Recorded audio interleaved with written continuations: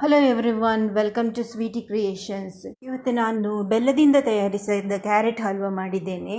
ಹೆಚ್ಚಾಗಿ ಸಕ್ಕರೆಯಿಂದ ಕ್ಯಾರೆಟ್ ಹಲ್ವಾ ಮಾಡ್ತಾರೆ, ನಾನು ಬೆಲ್ಲದಿಂದ ತಯಾರು ಮಾಡಿದ್ದೇನೆ. ಅದರ ರೆಸಿಪಿಯನ್ನು ನಿಮ್ಮ ಮುಂದೆ ಶೇರ್ ಮಾಡ್ತೇನೆ. ನಿಮಗೆ ಇಷ್ಟ ಆದರೆ ಲೈಕ್ ಮಾಡಿ, ಸಬ್ಸ್ಕ್ರೈಬ್ ಮಾಡಿ. ಮೊದಲಿಗೆ ನಾನು ಅರ್ಧ kg ಕ್ಯಾರೆಟನ್ನು ತೆಗೆದುಕೊಂಡಿದ್ದೇನೆ. ಅದರ ಸಿಪ್ಪೆ ತೆಗೆದು ತುರಿದಿಟ್ಟುಕೊಳ್ಳಬೇಕು. ಈ ರೀತಿ ಸಣ್ಣದಾಗಿ ತುರಿದಿಟ್ಟುಕೊಳ್ಳಬೇಕು. ಇದನ್ನು ಸಪ್ರೇಟಾಗಿ ಇಟ್ಟುಕೊಳ್ಳೋಣ. ಈಗ ಒಂದು ಪಾತ್ರೆ ತೆಗೆದುಕೊಂಡಿದ್ದೇನೆ, ಅದಕ್ಕೆ 1 ಗ್ಲಾಸಷ್ಟು ನೀರನ್ನು ಹಾಕಿದ್ದೇನೆ. ಅದಕ್ಕೆ ಜಜ್ಜಿದ ಏಲಕ್ಕಿ 3 ಹಾಕಿದ್ದೇನೆ. ಅದರ ಜೊತೆಗೆ 3 ಅಚ್ಚು ಬೆಲ್ಲವನ್ನು ಹಾಕಿದ್ದೇನೆ. ಅದನ್ನು ಚೆನ್ನಾಗಿ ಕುದಿಸಬೇಕು. ಒಂದು 10 ನಿಮಿಷಗಳ ಕಾಲ ಅದನ್ನು ಪಾಕ ಮಾಡಬೇಕು. ಅದು ಕುದೀತಾ ಉಂಟು ನೋಡಿ. ಈಗ ಒಂದು ಬಾಣಲೆಯನ್ನು ತೆಗೆದುಕೊಂಡಿದೆ, ಅದಕ್ಕೆ ತುಪ್ಪವನ್ನು ಸುರಿದು ನಿಮಗೆ ಎಷ್ಟು ತುಪ್ಪ ಬೇಕೋ ಅಷ್ಟು ಹಾಕಿಕೊಳ್ಳಬಹುದು. ನಾನಿಲ್ಲಿ 2 ದೊಡ್ಡ ಚಮಚದಷ್ಟು ತುಪ್ಪವನ್ನು ಹಾಕಿದ್ದೇನೆ. ಅದಕ್ಕೆ ದ್ರಾಕ್ಷಿ ಗೇರು ಬೀಜವನ್ನು ಸೇರಿಸ್ತಾ ಇದ್ದೇನೆ. ಅದನ್ನು ಕಂದು ಬಣ್ಣ ಬರುವ ತನಕ ಫ್ರೈ ಮಾಡಬೇಕು. ಫ್ರೈ ಆದ ಮೇಲೆ ಇದನ್ನು ಸಪ್ರೇಟಾಗಿ ತೆಗೆದಿಟ್ಟುಕೊಳ್ಳೋಣ.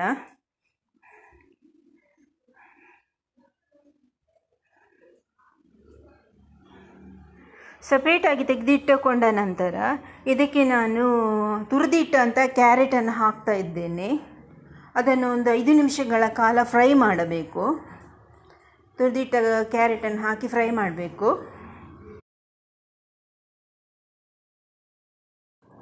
ಫ್ರೈ ಆಗ್ತಾ ಇರುವಾಗ ಇಲ್ಲಿ ಪಾಕ ತಯಾರಾಗಿದೆ. ಇದನ್ನು ಒಂದು ಸ್ಟ್ರೈನ್ ಮಾಡಬೇಕು, ಒಂದು ಜರಡಿ ಹಿಡಿಬೇಕು. ಅದನ್ನೊಂದು ಗ್ಲಾಸಿಗೆ ಜರಡಿ ಹಿಡಿತಾ ಇದ್ದೇನೆ. ನೋಡಿ, ಇಷ್ಟು ದಪ್ಪ ಬಂದಿದೆ.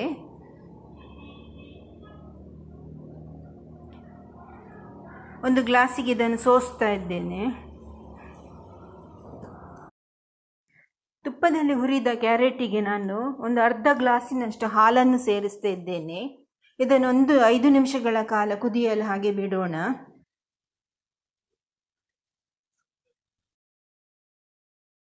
ಕ್ಯಾರೆಟ್ ಹಾಲಲ್ಲಿ ಚಂದ ಮಾಡಿ ಬೇಯಬೇಕು. ನೀವು ಮುಚ್ಚಳ ಮುಚ್ಚಿ ಬೇಕಿದ್ರೆ ಒಂದು 5 ನಿಮಿಷಗಳ ಕಾಲ ಬೇಯಿಸಬಹುದು. ಕ್ಯಾರೆಟ್ ಈಗ ಹಾಲಿನಲ್ಲಿ ಬೆಂದಿದೆ. ಈಗ ಅದಕ್ಕೆ ಆಗ ಮಾಡಿಟ್ಟ ಪಾಕವನ್ನು ಸೇರಿಸಬೇಕು. ಬೆಲ್ಲದ ಪಾಕವನ್ನು ಸೇರಿಸ್ತಾ ಇದ್ದೇನೆ.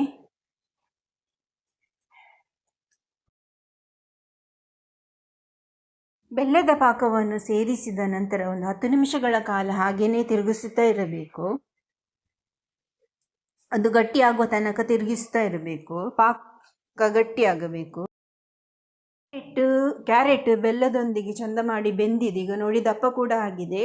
ಈಗ ಆಗ ಹುರಿದಿಟ್ಟಂಥ ದ್ರಾಕ್ಷಿ ಗೇರು ಬೀಜವನ್ನು, ತುಪ್ಪದಲ್ಲಿ ಹುರಿದಿಟ್ಟಂಥ ದ್ರಾಕ್ಷಿ ಗೇರು ಬೀಜವನ್ನು ಸೇರಿಸ್ತಾ ಇದ್ದೇನೆ. ಬೇಕಿದ್ದರೆ ಬಾದಾಮಿಯನ್ನು ಕೂಡ ಹಾಕಬಹುದು. ಈಗ ನೋಡಿ, ತಯಾರಾಗಿದೆ ನಮ್ಮ ಬೆಲ್ಲದಿಂದ ತಯಾರಿಸಿದ ಕ್ಯಾರೆಟ್ ಹಲ್ವಾ. ಈ ವಿಡಿಯೋ ಇಷ್ಟವಾದಲ್ಲಿ ಲೈಕ್ ಮಾಡಿ, ಸಬ್ಸ್ಕ್ರೈಬ್ ಮಾಡಿ. Thank you so much. ಮತ್ತೆ ಹೊಸ ರೆಸಿಪಿಯೊಂದಿಗೆ ಸಿಗೋಣ. ನಿಮ್ಮ ಸಪೋರ್ಟ್ ಯಾವಾಗಲೂ ಸ್ವೀಟಿ ಕ್ರಿಯೇಷನ್ಸ್ ಜೊತೆ ಇರಲಿ. ಧನ್ಯವಾದಗಳು.